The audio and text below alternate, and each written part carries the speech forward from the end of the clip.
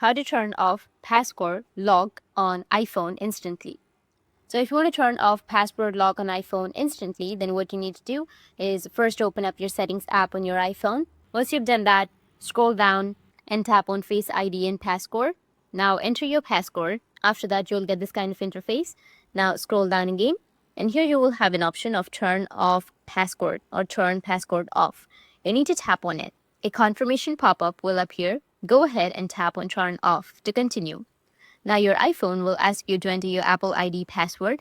Type it in and tap turn off again. This step confirms your identity and removes the password protection. Once your Apple ID password is verified, your iPhone will disable the password. If you were using Face ID or Touch ID, they will also be turned off. To complete the process, if Face ID was enabled, you might see an option to reset it. Simply follow the on-screen prompts if needed, or skip it if you don't want to set it up again. And that's it. Your password has been turned off, and you can now unlock your iPhone without a password. That's it. And if you have any questions, feel free to comment below. Thanks for watching.